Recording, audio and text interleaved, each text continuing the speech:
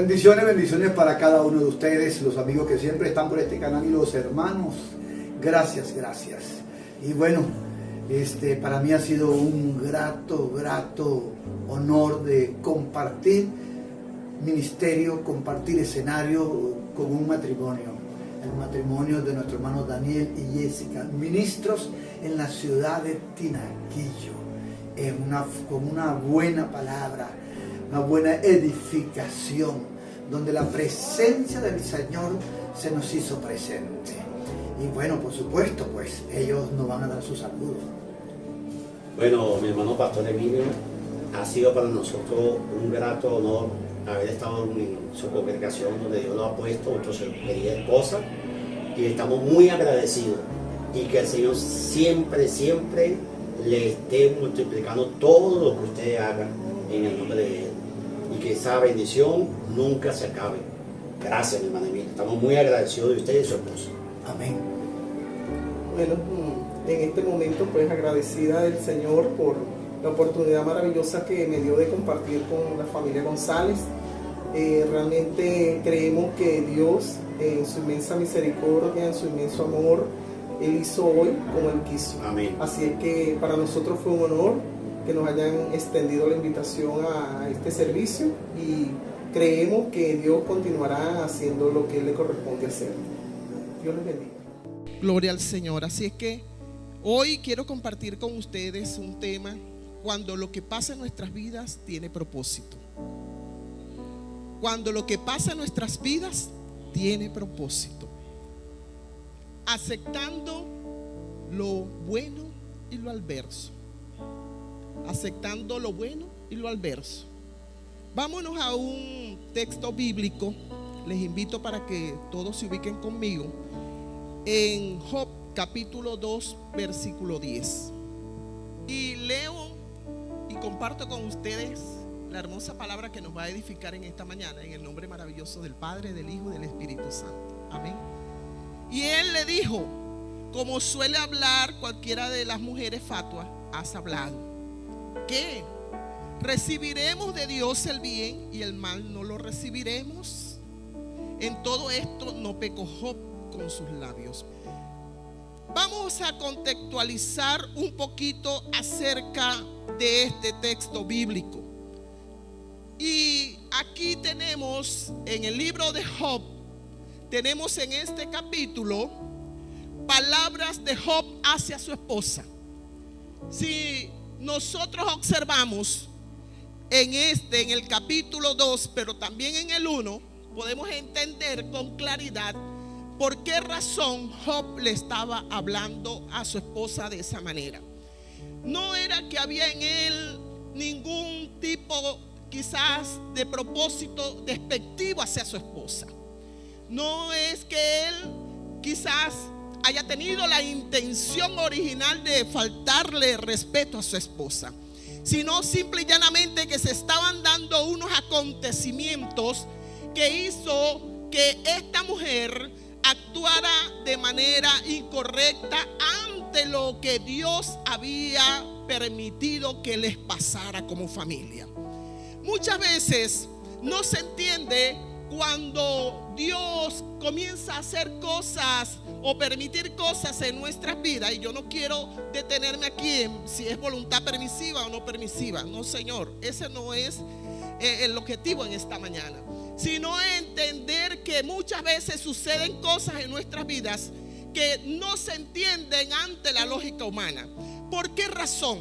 Porque la mayoría de nosotros estamos acostumbrados a decir que Dios está con nosotros cuando todo marcha perfectamente bien. ¿Sí o no? Cuando todo marcha perfectamente bien, cuando vienen las bendiciones materiales, cuando vienen las bendiciones espirituales, entonces comenzamos a decir: el Señor está con nosotros, nos está bendiciendo. Y precisamente el apóstol Pablo habla que para nosotros han sido reservadas las bendiciones celestiales. Usted y yo tenemos inmensas promesas en la palabra de Dios que hacen, hermano, que nosotros nos podamos afirmar en ellas, anclar en ellas, tomarlas, posesionarnos de ellas y creer firmemente que el Señor tiene grandes cosas para sus hijos e hijas. Pero cuando pasa lo contrario, tenemos actitudes muy parecidas a la de esta mujer. Quizás ella nunca había tenido una ocasión para renegar de Dios, porque tenían todo, tenían muchas bendiciones, eran prósperos, tenían hijos, habían formado un hogar y todo marchaba perfectamente bien. Pero cuando hubo el cambio lo hubo cuando las cosas fueron adversas. Cuando se cambió el panorama, entonces esta mujer comenzó a tener este tipo de actitud. Y nosotros hoy no estamos para cuestionar la actitud de esta mujer, sino para vernos reflejados en las acciones de ella. Porque nosotros en muchas ocasiones también, de manera muy sutil, de manera muy disimulada, hemos renegado del Señor. Y le explico por qué. Porque cuando todo marcha bien, gloria a Dios, Dios me está bendiciendo, estoy siendo próspero, estoy siendo próspera. El Señor, hay victoria en Cristo Jesús. Pero cuando las cosas comienzan a verse de otro color, que comienza a cambiar el panorama, ya no es rosado, no es rojo, no es verde, no es amarillo, que son los colores de la esperanza, de la prosperidad, que dicen algunos.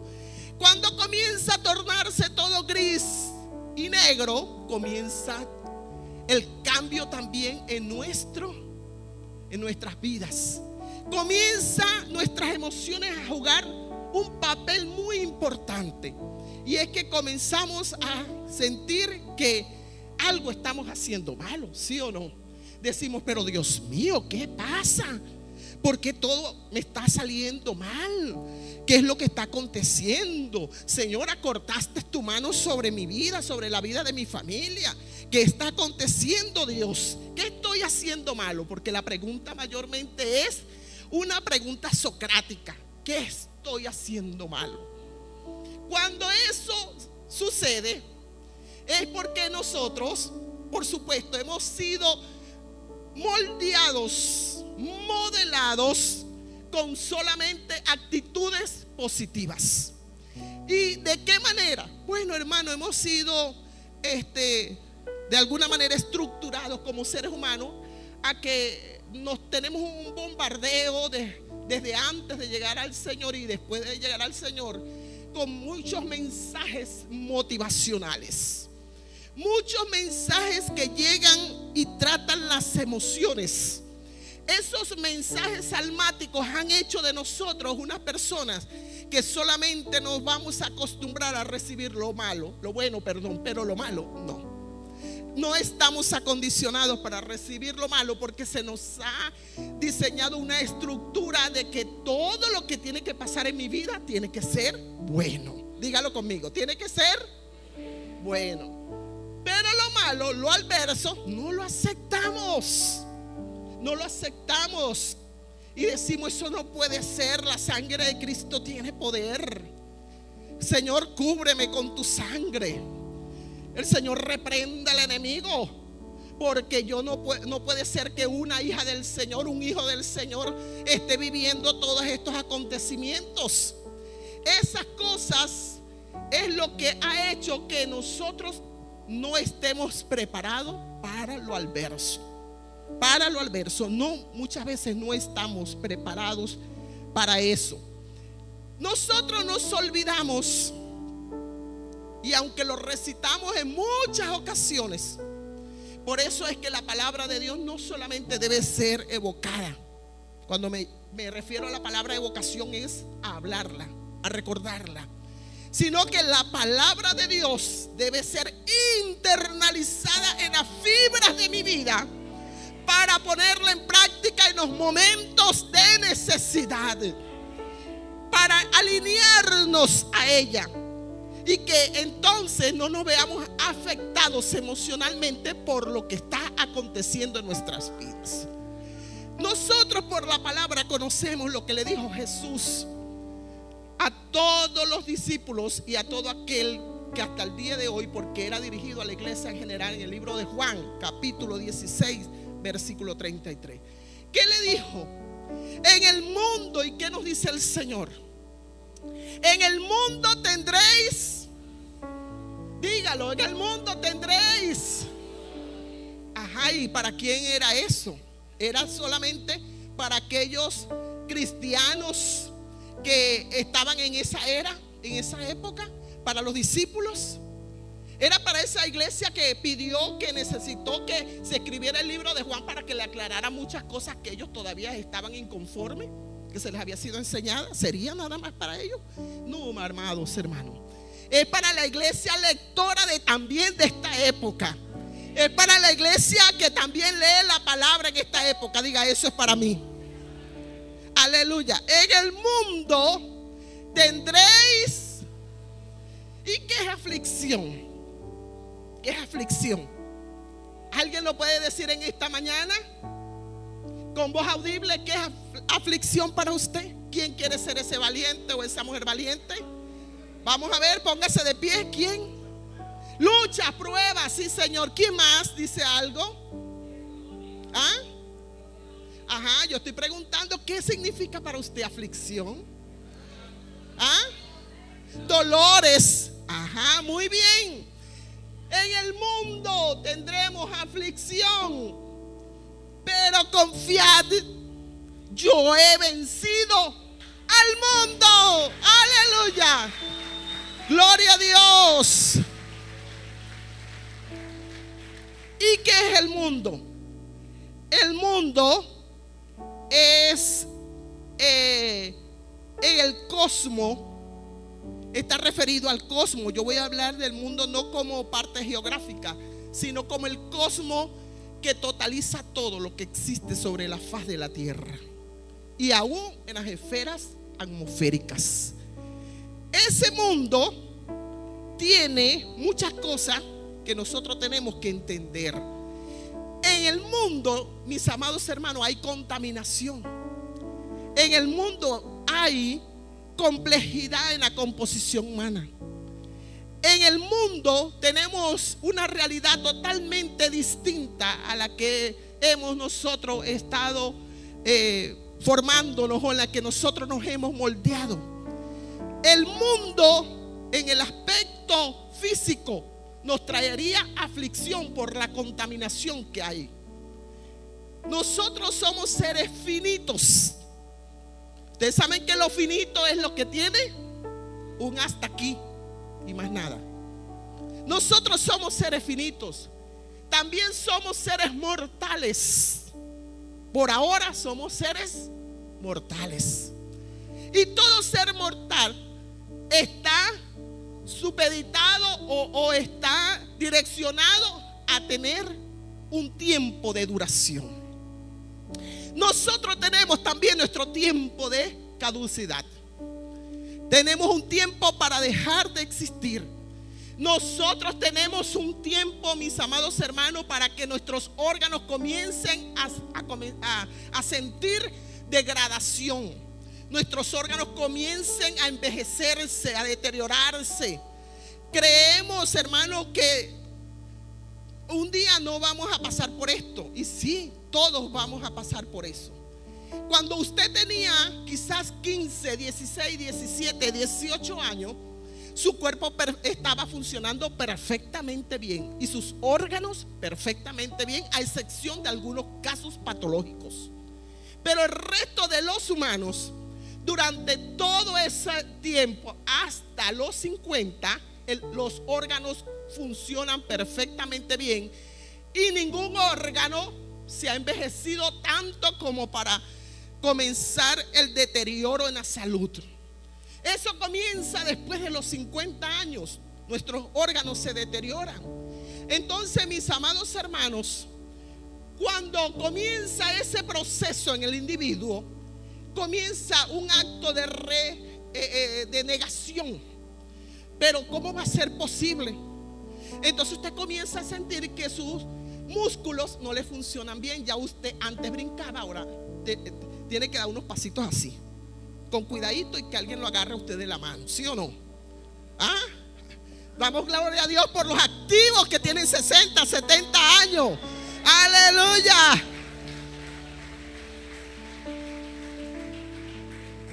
Pero quienes estamos experimentando los 60, mi esposo casi 70 y yo 60, estamos jóvenes. Nuestro espíritu está muy joven, hermano. Mire, comienza un problema mental, emocional terrible.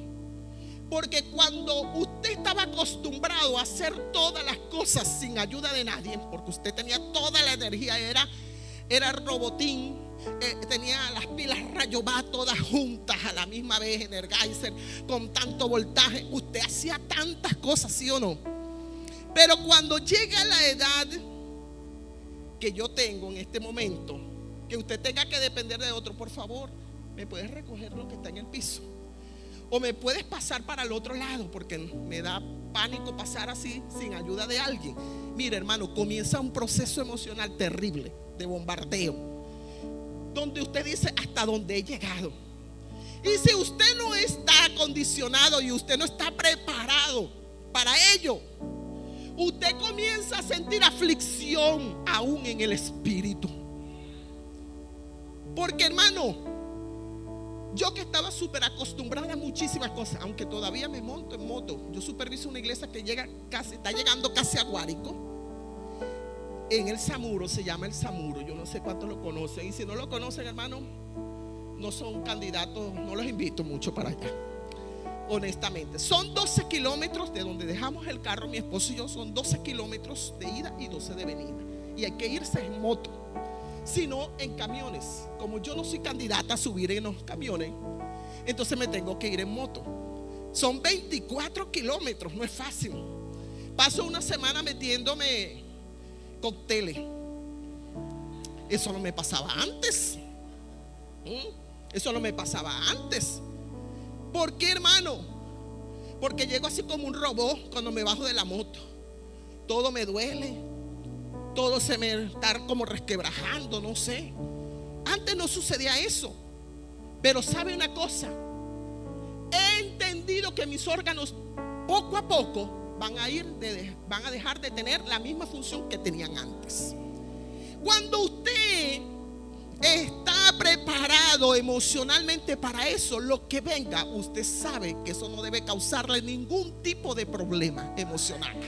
Aleluya, gloria a Dios.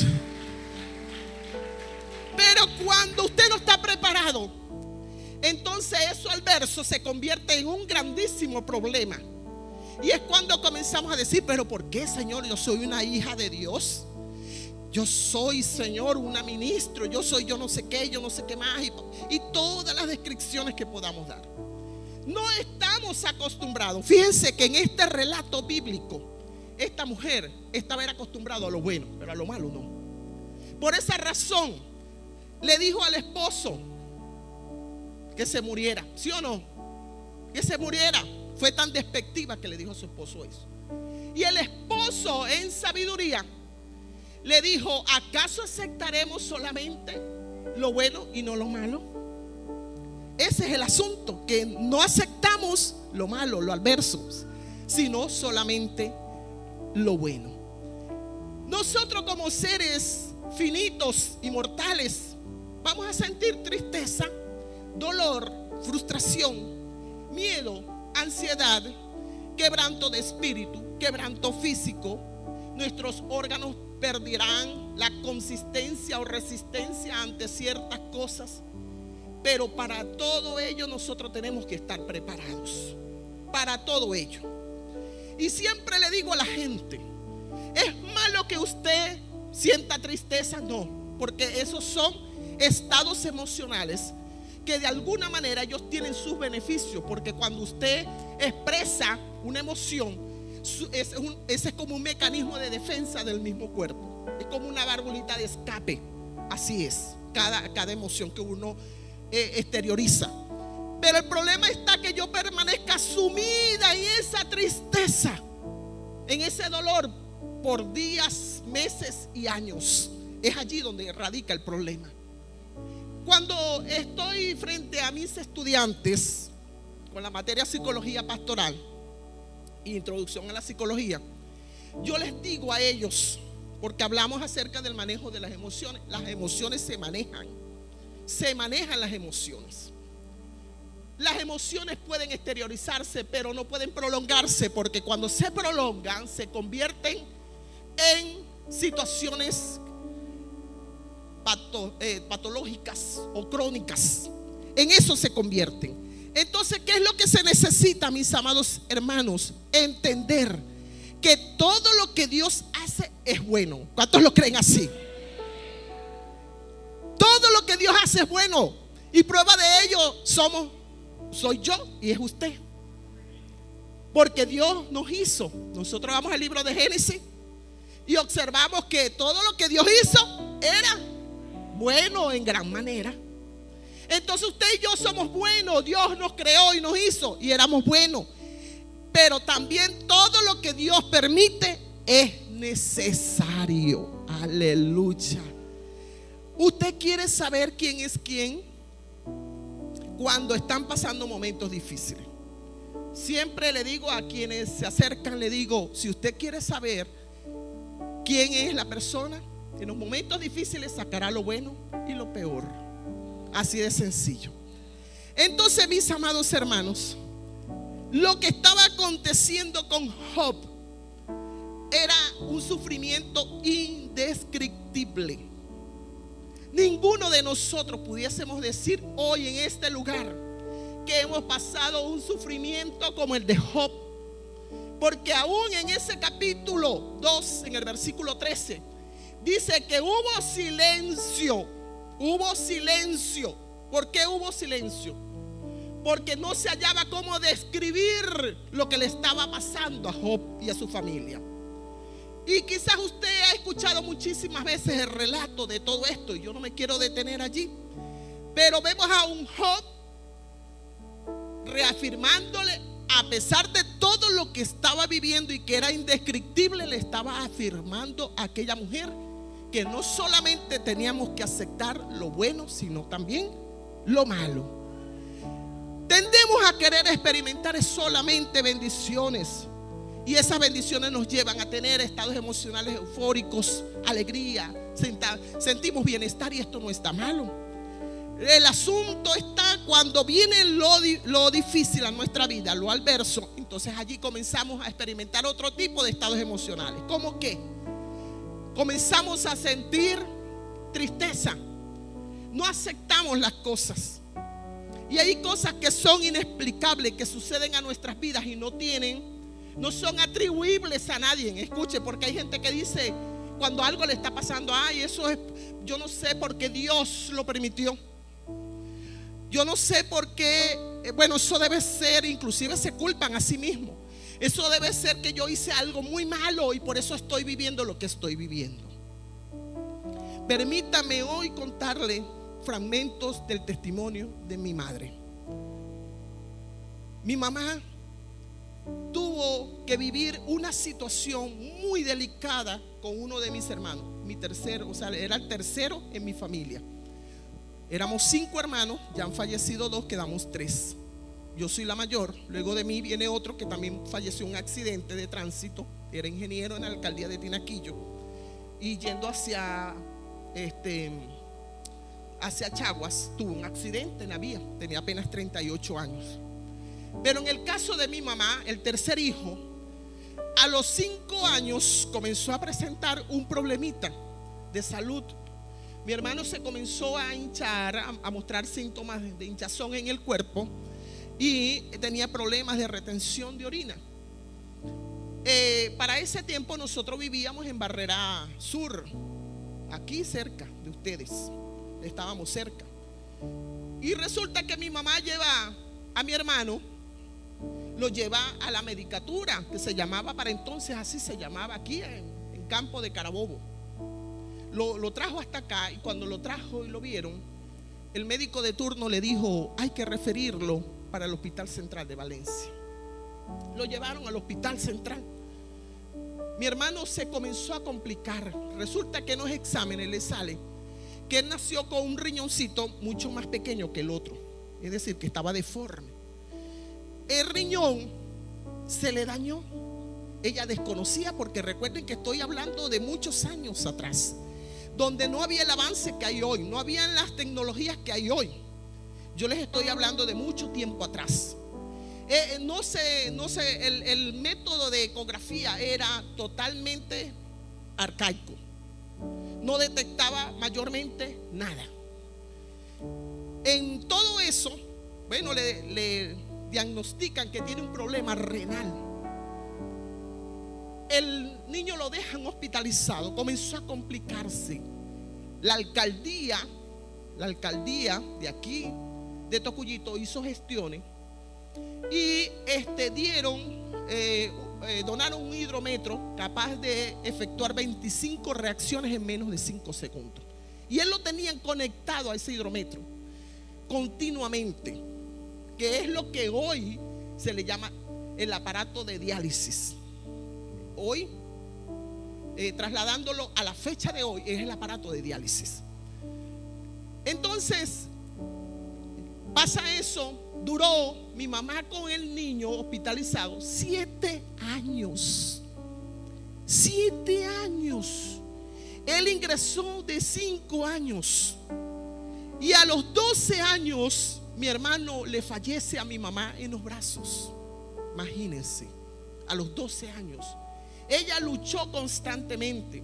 Él fallece una semana antes de llevarlo a Houston. Ya había la orden para llevarlo a Houston. El gobierno había donado todo para llevarlo allá para hacerle los trasplantes de riñón. Por lo menos un riñón le iban a trasplantar. No hubo tiempo, mi hermano no aguantó. Falleció una semana antes de la salida para Houston. ¿Qué sucedió, mis amados hermanos? ¿Por qué les cuento esta breve historia? Que es larga, pero se las estoy resumiendo. No entendíamos por qué razón un niño prácticamente había fallecido. ¿Sabe una cosa? Mi papá en la desesperación comenzó a agarrar algunos compromisos con estatuas, ustedes saben, idolatría. Comenzó a pactar, comenzó a hacer lo que le llamaban para entonces, no sé si todavía se llama, porque yo desconozco ese mundo, promesas, ¿verdad? Que si su hijo se salvaba, iba a ser un monumento yo no sé dónde, un monumento al otro, un monumento. Y mi papá comenzó, hermanos, a colocar en un espacio de la casa un altar grandísimo. Y todo el tiempo ese altar tenía velones, velas. Aquello era horroroso. Resulta que cuando mi hermano fallece, mi papá fue a la casa. Nosotros para el momento en que mi hermano fallece, ya vivíamos en Guárico, en Calabozo, estado Guárico. Ya no vivíamos aquí en Barrera. Va a la casa y destruye todo eso. Comenzó a destruir, molesto, destruyó todo aquello.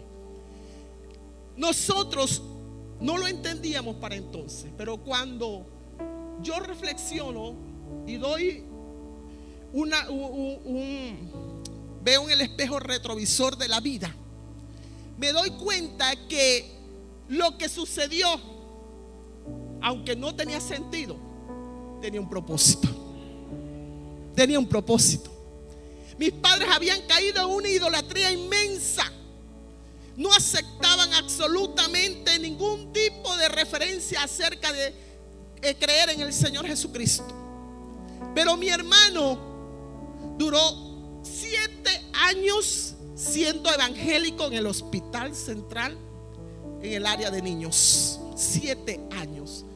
Mi hermano, al llegar, hubo un grupo que le predicó y se entregó al Señor. Y todos los días le decía: mamita, entrega tu vida a Cristo. Todos los días le decía: mamita, quédate tranquila, yo voy a ir a un lugar mejor, donde voy a dejar de sufrir. Entrega tu vida a Cristo. Pero mi mamá nada, estaba muy reacia, muy rebelde a aceptar las cosas del Señor, y mi papá mucho menos. Ya yo era cristiana evangélica a escondidas. A escondidas. Resulta, mis amados, que cuando mi papá destruye todo eso, dijo: más nunca creo en más nadie sino en Dios. Todo tiene un propósito. Todo tiene un propósito, aleluya. La única manera de desmontarles a ellos la idolatría fue a través de la muerte, el fallecimiento de mi hermano. Fue doloroso, sí, pero ese fallecimiento tenía un propósito. Tenía un propósito. ¿Sabe? Mi hermano, antes de fallecer, le entregó a mi mamá su Nuevo Testamento. Antes entregaban unos Nuevos Testamentos así que eran como tipo como un cuadernito, un libro. ¿Se acuerdan de esos Nuevos Testamentos azules? Yo no sé quién tuvo esa experiencia. Y le entregó eso y le dijo: mamá, quiero que leas por este libro, porque aquí está la salvación de tu vida. Y no te preocupes por mí, porque yo voy a un mejor lugar. Quiero que no sufras por mí, porque yo he conocido a Jesús en mi corazón. Entonces todas las cosas, aunque sean adversas, y aunque nosotros en el momento no le veamos el para qué, no el por qué, tienen un propósito. Dios es bueno. ¿Cuántos lo creen? Aleluya. ¿Se merecía Job eso? No, porque mira, hasta el Señor lo describió. Lo describió como un hombre perfecto, un hombre recto, un hombre temeroso de Dios, apartado del mal. 4 cosas que dijo Dios de Job. Quizás Dios también de usted y de mí, Dios tiene la manera de describirnos. Quizás no tengamos las mismas cualidades de Job, pero estamos en el Señor Jesucristo. Aleluya. Y Él nos mira a través de la sangre de su Hijo. Aleluya. En el caso de Job, ¿se lo merecía? ¿Qué creen ustedes? ¿Se lo merecía Job? No. Que pasara tantas calamidades y que esas calamidades, hermano, lo llevaran hasta perder todo. Porque usted quizás puede perder un vehículo, puede perder una casa, puede perder una propiedad, pero ¿sabe qué cosa impacta más? Perder a la familia. Eso impacta más.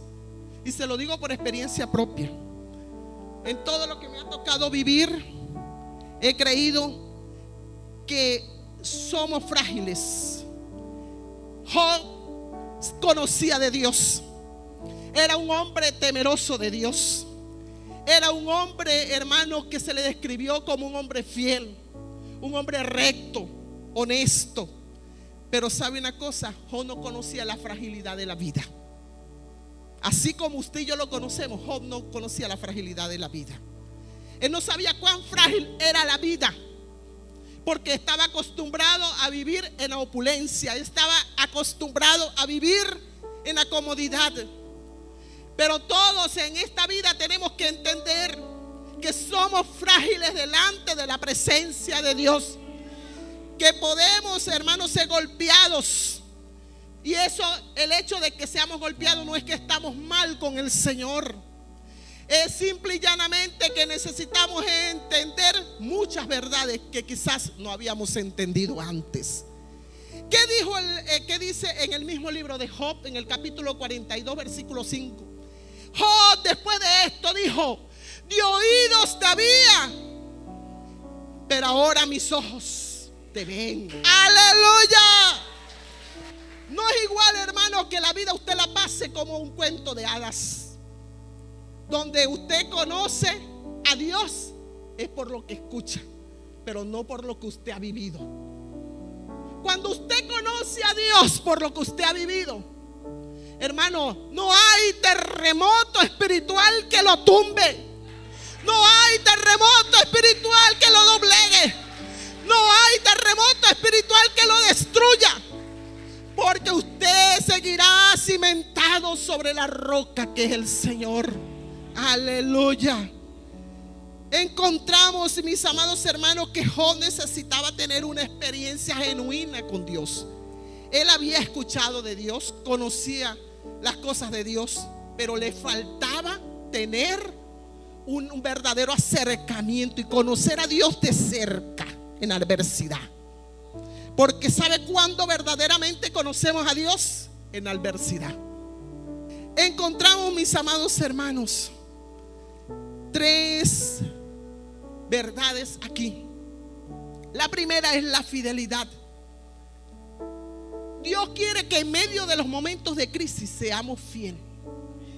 En esta era se ha hecho muy común observar situaciones de abandono. Cuando estamos acostumbrados a convivir con alguien y ese alguien en algún momento abandona. Casos que han vivido parejas que han durado mucho tiempo en una relación matrimonial o marital y resulta que aquella persona le abandonó. ¿Cómo se sienten? Devastados. Y es en ese momento de devastación cuando tenemos que ir a la presencia de Dios, al que dijo: yo soy tu amparo y tu fortaleza, yo soy tu pronto auxilio en medio de esta situación, yo soy tu roca, yo soy, aleluya, tu pastor. A Él es el que tenemos que acudir en esos momentos. Una de las cosas es que a pesar de todo lo que vivió Job, permaneció fiel a Dios, aunque después vemos capítulos enteros donde observamos que la conducta de Job quizás no fue la apropiada. Cuando leemos el capítulo 16, el capítulo 28, 29, 30, observamos a un Job renegando. Pero después vemos al final en el capítulo 42 cuando él dice: de oídos te había oído, perdóname Dios, perdóname, perdóname Señor. De oídos te había oído, pero ahora mis ojos te están viendo. He experimentado tu poder. Es lo que Dios quiere para nosotros, mis amados hermanos. Muchas veces cuando hay ese abandono, nosotros también claudicamos. Creemos que ya la diestra de Dios se ha apartado de nosotros y no es así. Él nos sustentará con la diestra de su justicia. Él nos dará las fuerzas cuando ya no la tengamos. ¿Sabe lo que Dios, cuando pasan esas cosas, lo que Dios quiere de usted y de mí? Que nosotros podamos establecer una relación vertical con Él. Que podamos acercarnos más a Él, buscar de su presencia, buscar de su rostro, para ser fortalecido en áreas donde nos sentimos débiles. Eso es lo que Dios quiere. Dios no quiere que usted diga: oye, pero desde que soy evangélico me han pasado tantas cosas. Escuchamos a gente decir mucho esto: es que desde que estoy en el evangelio, ¿sabe por qué te han venido ahora que estás en el evangelio y no antes? Porque antes no lo ibas a aguantar. Pero ahora, estando en el Señor está contigo. Dios está con nosotros. No nos va a abandonar. Nos va a ayudar en el proceso. Nos va a tender su mano. Nos va a auxiliar. Nos va a dar esa fuerza. Si no, el apóstol Pablo no se hubiese dirigido a una iglesia en Éfeso que estaba pasando momentos difíciles. En el capítulo 6, versículo 10, le dijo el apóstol Pablo a esa iglesia. Le dijo: por lo demás, hermanos míos, fortaleceos en el poder de su fuerza. Eso es lo que hace. Por eso es que te acontecen tantas cosas. No te quedes allí. Dios está contigo. Dios no te está dejando solo en el proceso. Él está viendo que estás siendo tocado en todos los aspectos de tu vida. Pero Él dice: no temas, no desmayes. Yo soy Jehová tu Dios. ¡Aleluya! Encontramos en el capítulo 42 del libro de Job cómo Dios, aleluya, le dio a Job mucho más de lo que él tenía. Aleluya. Mucho más de lo que él tenía. Lo que pasa es que a veces vemos a Dios muy lejos de nosotros. Porque cuando estamos pasando por la prueba y por la dificultad, la aflicción, ¿saben una cosa? Nosotros queremos hacer así: chasquear los dedos y que aparezca la solución inmediatamente. Pero muchas veces no aparece inmediato. No aparece inmediato. Porque Dios te está procesando para algo mejor. Aleluya. Dios está procesando tu vida para que tengas toda la fuerza. El Señor me traía a la memoria cuando alguien está en una disciplina. Mire, si usted le pregunta a alguien que está en una disciplina, los primeros días se cae, se aporrea, los músculos se le entumecen, ¿sí o no? Porque no está acostumbrado, le pasan miles de cosas. Pero en la medida que aquella persona sigue ejercitándose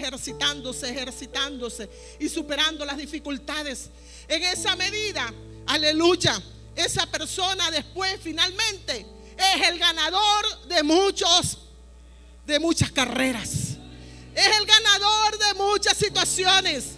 Es el ganador, aleluya, de las competencias. Aleluya, usted y yo tenemos que ser ganadores, galardonadores, aleluya, de la vida eterna. Nosotros también nos espera un gran galardón, y es la corona de la vida. Así es que tenemos que endurecernos espiritualmente, y no va a ser que va a ser viviendo una vida así, que todo pasa y todo es paz y armonía. No, en las aflicciones, hermano, es allí donde aprendemos a endurecernos en el Señor. Les decía que muchas veces sucede cuando nosotros tenemos a Dios muy lejos de nosotros. Y recordaba la anécdota hace varios meses atrás que escuché de alguien que relataba que un niño le preguntó: mamá, ¿dónde está Dios? Mamá, ¿dónde está Dios? Y ella no hallaba cómo explicarle. Entonces resulta que un día están en el patio de la casa y observa que pasó un avión. Y le dijo: hijo, ¿cómo ves tú ese avión que pasó? Y el niño le responde y le dice: oye, mamá, ese avión se ve chiquitico. Y no le respondió más nada. Ella no le dio explicación. Luego se lo lleva a un aeropuerto. En el aeropuerto le dice: hijo, ¿cómo ves tú esos aviones que están allí en la rampa? Y él le dijo: mamá, se ven grandísimos. Así mismo es Dios. Dependiendo como tú veas, cuál es la óptica que tengas acerca de Dios, tú desde distancia veías el avión muy lejos y muy chiquitico. Así es mucha gente.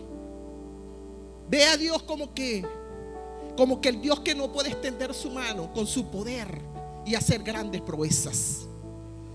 Pero cuando tú estás pasando por algo y la mano de Jehová está sobre tu vida, te pasa como aquel niño: ves a Dios grande y el problema chiquitico.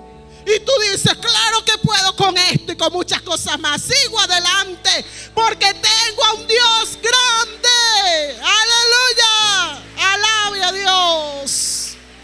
Aleluya, aleluya. Dios quiere eso, que nosotros podamos tener en cuenta esto. Saber, mis amados hermanos, ¿sabes quién es tu escudo? ¿Quién es tu escudo? Dígalo en voz alta. Aleluya. ¿Quién es el que está alrededor de ti? Jehová de los ejércitos. Pero sabe una cosa, me encanta esta parte C de este versículo del Salmo 3:3.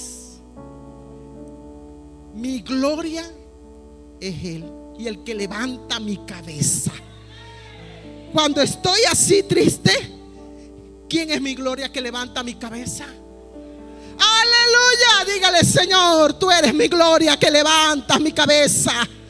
Tú eres mi gloria. Dígaselo allí: tú eres mi gloria, Señor. Tú no me dejas allí moribundo, moribunda. Tú levantas mi cabeza, Señor. Aleluya. Gloria a Dios. Hay un pasaje muy hermoso en Nahum 1:7 y en Nahum 8:10. Y en Nahum 8:10 dice: no os entristezcáis, porque el gozo del Señor es vuestra. Es vuestra. Es vuestra iglesia. Es vuestra iglesia Canaán. Así es que no debemos entristecernos. Aleluya. ¿Sabe una cosa? Hay cosas que son entendibles. Hay cosas que uno no le halla explicación y no son atribuibles a nadie ni a nada. Pero sabe una cosa, cada uno de ellos tiene un propósito en nuestras vidas. Y permítame compartir, ya casi finalizando, extractos de mi testimonio. Muchas veces nosotros nos sumimos perdemos mucho tiempo cuando nos sumimos en la tristeza. Yo creí en el Señor en el año 1975. Por lo tanto, tengo 50 años en el Señor. Cuando yo creí en el Señor, yo creí bajo unas circunstancias muy, pero muy difíciles. Soy hija, la única hija hembra en el matrimonio. De 5 hermanos, la única hembra y la mayor, yo. Mi papá tenía una única hermana quien cometió errores, y sus errores los pagué fui yo, siendo inocente. ¿Por qué les explico esto? O porque, permítame contarles parte de mi testimonio. Porque, hermanos, fui sumamente maltratada. Sumamente maltratada. Mi papá me daba unas inmensas palizas que no tenían ni explicación. Yo ni siquiera sabía por qué. Porque siempre fui una niña hacendosa, sin ánimo de alabarme. Me enseñaron a cocinar, a lavar a los 8 años. Porque mi mamá tenía muchos hijos más, o sea, tenía 4 hijos más. Aparte de ello, ella vivía metida en el hospital central, cuidando a mi hermano, el que falleció, el tercero. Entonces, mis amados hermanos, mi papá veía sombras y de esas sombras desconfiaba. Me quiero explicar. Mi tía no se casó, se fue de la casa y él la tenía bajo su custodia. Entonces, ¿qué pasó? Yo pagué todo lo que hizo malo ella, lo pagué fui yo. Y no me explicaba por qué mi papá me maltrataba tanto, tanto. Y no me era que me agarraba con una correa, como quizás estén muchos acostumbrados a disciplinar a sus hijos. No, señor. Mi papá me pegaba como pegarle a un hombre. Mi papá me dejaba casi sin aliento en el piso. Yo tenía el cabello mucho más abajo de mis glúteos. Mi papá se lo enrollaba en la mano para tener dominio sobre mí y darme hasta que se cansara. Y yo me preguntaba día a día, ¿qué hice malo? Por eso es que yo le estoy hablando con base. ¿Qué hice malo? Si yo soy una niña. Pero, ¿sabe una cosa? Lo entendí después. En medio de todo eso, yo me crié sin que alguien me dijera, te amo, feliz cumpleaños, feliz Navidad, nada de eso, nada de eso, ni un abrazo. Mis padres eran llaneros, de esos llaneros fuertes. Y resulta, mis amados hermanos, que en medio de todo eso, yo tuve la bendición de que no cursé ni primer grado, ni segundo, ni tercero, ni cuarto. Yo llegué de 7 años a la escuela porque mi papá desconfiaba muchísimo. Él me mandó a la escuela a los 7 años, pero cuando yo llego a la escuela yo sabía leer, escribir, multiplicar, dividir y álgebra. O sea, sabía todo lo que daban hasta 4º grado. Entonces pasaba lo que hoy le llaman examen de suficiencia, presentaba unos exámenes y me pasaban al otro grado. Es decir, cuando yo salgo de 6º grado, yo apenas tenía 10 años cumplidos.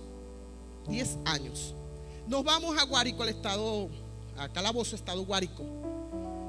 Y hermano, continuaba el maltrato y era peor porque ya no estaba mi mamá en muchas ocasiones, porque estaba aquí con mi hermano cuidándolo. Resulta que en medio de todo eso era difícil de entender por qué razón era tanto el maltrato, que un día decidí quitarme la vida. Un día lo decidí. En Guárico es muy común ver las gandolas arroceras. O sea, es muy común porque esa es la zona de cultivo de arroz. Y yo dije, yo voy a ir. Ya yo estaba en el liceo. Estaba en el Rafael Loreto, en el estado Guárico. Ya estudiaba en el liceo. Pero en el liceo había una vedel que hoy es obrera. Esa es la denominación que se le da ahorita. Había una obrera.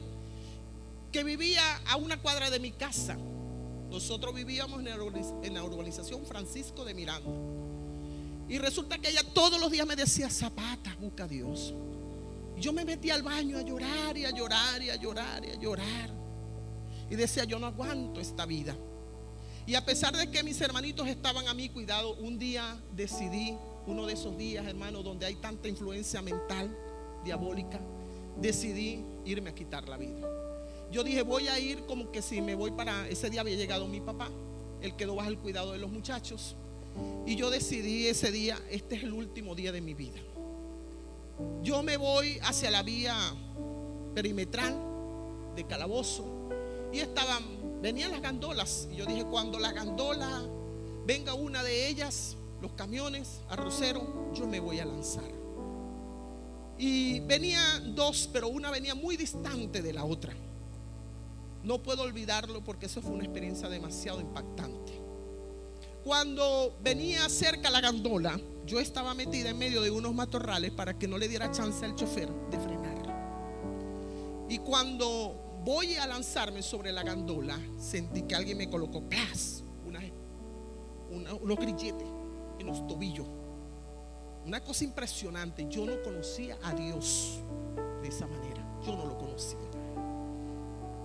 Y escuché una voz en los matorrales que decía: detente, Jessica, yo te amo. Yo te amo. Lo escuché 3 veces: yo te amo. La palabra que yo nunca había escuchado en mis padres. Detente. Sin embargo, como yo vi que no había absolutamente nadie, que la única humana que estaba allí era yo lo intenté otra vez. Cuando yo lo trato de intentar, sentí que no podía dar más pasos. Hermanos, yo no me pude lanzar. Alguien detuvo, sentí que me colocaron literalmente grilletes sobre mis tobillos. Me quedé inmóvil y caí de rodillas. Y comencé a llorar y a decir: yo no creo que me amen. Yo no lo creo. Porque ¿qué hice yo para merecer tanto maltrato? Y el Señor, sentía yo una brisa muy suave sobre mi cuerpo, sobre mi vida. Yo allí lloro y lloro y lloro delante de la presencia del Señor. Hermano, allí permanecí. No recuerdo cuánto tiempo, pero yo sé que cuando yo llegué al liceo ya habían pasado todas las horas de mis clases. Acudí a la señora Ramona para ese momento y le dije: señora Ramona, pasó esto y esto. Y me dijo: hija, Dios te ama. Dios te ama, Jessica. Dios te ama y te ha escogido con propósito. Hermano, yo permanecí casi 1 año sin congregarme, porque mi papá había dicho que él, antes de ver a uno de sus hijos evangélicos, prefería verlo muerto. Esas eran sus palabras. Y yo, por miedo, no lo dije. Yo recuerdo que de 11 a 12, 1 de la mañana, la hermana Ramona iba. Nosotros, los vidrios de nuestras casas eran de macuto. Ella iba con papelitos con textos bíblicos y los colocaba sobre la ranura de esa ventana de mi cuarto. Ellos iban muy sigilosos. Yo me paraba, los leía con una vela. Tenía una vela en mi cuarto para no prender las luces. Y lo leía con una vela. ¿Y sabes lo que yo tenía que hacer? O ir al baño y botarlo en la poceta, o simplemente digerirlo, para que mi papá no lo llegara a encontrar. Por eso yo le digo a la gente: ¿cuál es el motivo para que te apartes de Dios? Si lo que yo viví, muchos a quienes le he escuchado el testimonio no lo han vivido. Y yo permanecí fiel a Dios. Y esa fidelidad a Dios me tocó estar 15 días hospitalizada con mi rostro desfigurado. Cuando mi papá descubrió que yo era cristiana evangélica, me dio una paliza que los vecinos tuvieron que brincar la cerca para salvarme. literalmente muerta en el piso. Los vecinos me lanzaron, hicieron como camillas de brazo para lanzarme y salvarme. Duré 15 días hospitalizada en el hospital de Calabozo, Estado Guárico.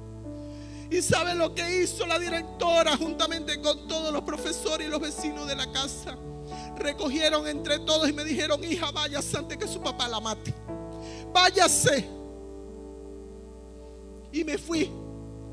Cuando yo me voy, había que trasladarse en lancha para Apure, porque en Camaguán llegaban los vehículos hasta Camaguán, porque para ese año estaba inundado San Fernando de Apure.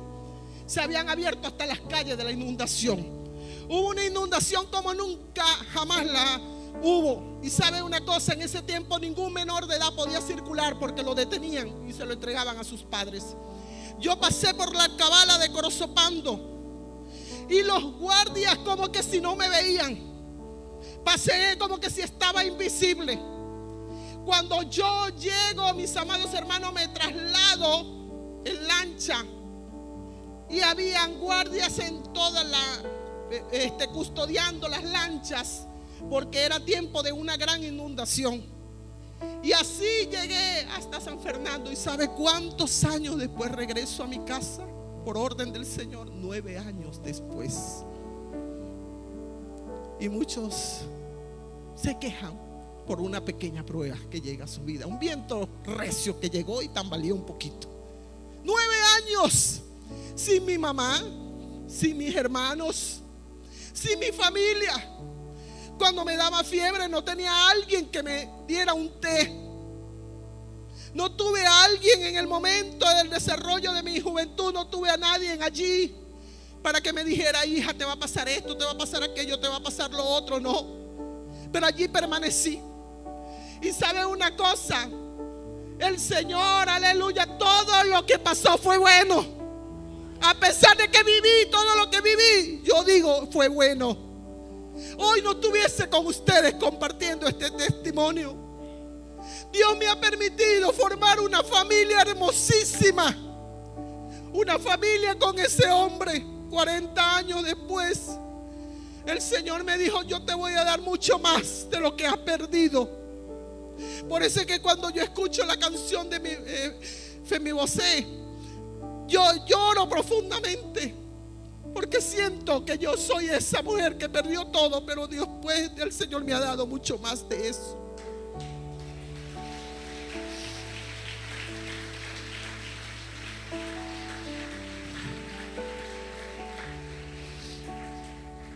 El Señor ha sido bueno y yo he visto lo bueno en medio de la adversidad. 9 años. Cuando regreso, mi papá aún no me aceptaba.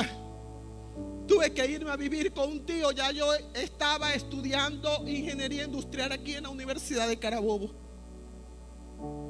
Y resulta que posteriormente nace mi hija. Yo me caso, años después me caso con el que hoy es mi esposo. Y mi hija mayor, cuando comenzó a hablar, comenzó a evangelizar a su abuelo. Yo se la llevaba, pero yo no podía estar en la casa de mis padres, porque mi papá seguía rehusando de los evangélicos. Pero él aceptaba a mi hija. Y mi hija le decía: abuelito, vamos a la iglesia. Abuelito, Cristo te ama. ¿Sabe quién evangelizó a mi papá? La nieta. ¿Quién se lo ganó para el Señor Jesucristo? La nieta. Y después él tuvo un accidente muy trágico. Era chofer de gandola de muchos años. Tuvo un accidente. Yo estudiaba ya en el Instituto Bíblico y me tocó ir a atenderlo a San Carlos, el hospital de San Carlos. Y llamé al pastor Altino, llamé al pastor Sevilla, llamé a los pastores cercanos para que fueran, porque él se había apartado, él tuvo un tiempo apartado, para que él se reconciliara con el Señor. Y sabe, no, ninguno pudo. Y aquella noche de tanto dolor, él se reconcilia con el Señor. Yo tuve que hacer la oración por él. Y sabes una cosa, Dios lo permitió, porque él ese día de la tragedia le dijo a todos sus familiares: váyanse, yo me quiero quedar con mis 2 hijos mayores nada más. Y cuando nosotros nos quedamos, él le dijo a mi hermano: quiero que te quedes para que seas testigo de lo que le voy a decir a tu hermana. ¿Y saben lo que comenzó a decir? Hija, te pido perdón por todo lo que te hice. Nunca lo había hecho. Te pido perdón por cada golpiza que te di. Te pido perdón por todo el maltrato. Te pido perdón por no haberte abrazado nunca y decirte que te quiero, pero siempre te he querido. Te pido perdón por todo, hija. Has sido una excelente mujer. Eres la más fuerte de todos mis hijos. Te encargo a tu madre, porque yo sé que me voy. No abandones a tu mamá. Estás pendiente de tus hermanos, porque son mucho más débiles que tú, aunque tú los veas más fuertes que tú. Estás pendiente de todo, no la abandones en ningún momento. Pero no se te olvide que siempre te he amado. Dios permitió eso para que en el lecho de muerte Él pudiera hacer eso. Por eso yo digo hoy, con toda la moral, que lo adverso puede convertirse en algo bueno. En algo bueno. ¿Sabe dónde ha sido formada mi vida? En la escuela del dolor, en la escuela del sufrimiento, en la escuela de las adversidades. Allí ha sido formada mi vida.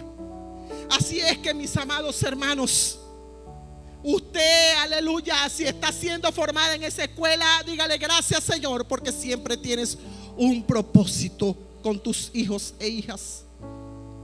Así es que hoy todo el que está acá, yo dije: Señor, si está en tu voluntad que yo comparta fragmentos de mi testimonio, tú permitirás el espacio. Si no, Señor, en otra ocasión. Pero Dios lo ha permitido que les comparta fragmentos de mi testimonio. Así es que, mis amados hermanos, todo lo que Dios hace tiene un propósito. Todo lo que Dios hace, nada de lo que Dios permite en nuestras vidas no tiene propósito. Así es que aliéntese tu corazón. Sí, espera y aguarda en el Señor.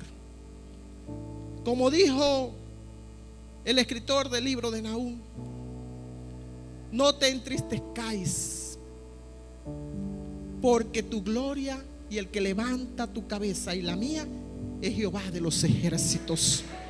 Iglesia, te invito a ponerte en pie. Gloria a Dios. Y si en esta mañana alguien está siendo golpeado por los fuertes vientos, por las tempestades, y quiere pasar, pase para que oremos por usted. Pero también quiero permitirle a los que no han entregado su vida a Cristo. Sí, Señor. Hay alguien que no ha entregado su vida a Cristo. Te quiero decir que si tú no estás en el Señor, no vas a poder aguantar todas las vicisitudes. Todos los que están aquí son cristianos evangélicos. ¿Hay alguno que por primera vez viene al Señor y se acerca a Dios? ¿Hay alguno? Para que me lo coloquen para acá, por favor. ¿Hay alguno que por primera vez viene? Gloria al Señor. ¿Alguien más? ¿Alguien más? ¿Hay alguien más que quiera acompañar a esta hermosa mujer? Aleluya. ¿Hay alguien más? Gloria. ¿Alguien más que quiera acompañar a esta hermosa mujer? Aleluya, gloria a Dios. Aleluya. Así es que, ¿hay alguien más? Aleluya, gloria al Señor. ¿Hay alguien más? Pasa adelante. ¿Hay alguien más que no haya tenido un encuentro personal con el Señor Jesucristo? Para que pase aquí al frente, se me coloca al lado de estas hermosas mujeres. Voy a orar primero por estas mujeres que han pasado y este hombre que ha pasado, para que hoy puedan tener esa experiencia de conocer a Dios, no de lejos sino de cerca. Y posteriormente bajaré para orar por algunos de ustedes, pero si no, desde aquí oro para que Dios ministre. Cierren sus ojos. Cierre sus ojos mientras el equipo de adoración, de alabanza y adoración de esta iglesia comienza a entonar un hermoso himno. Gloria al Señor, aleluya, aleluya. En medio nuestro, aleluya. Un justo sin respuesta o quedar en sufrimiento. Sí. Camina contigo de noche y de día. Levanta tus manos, tu victoria llegó. Alaba a Dios, alaba a Dios. Dios va al frente abriendo caminos, quebrando cadenas, sacando espinas. Manda a sus ángeles contigo a luchar. Él abre puertas, nadie puede cerrar. Él trabaja para los que confían. Camina contigo de noche y de día. Levanta tus manos, tu victoria llegó. Amén, amén. Bueno, mis amigos y mis amigas, si esta palabra te ha resultado de edificación, como siempre te digo, bueno, dale un like, suscríbete y recomiéndalo. Y aquí abajo van a salir nuestras redes sociales. Y hasta una nueva entrega. Bendiciones.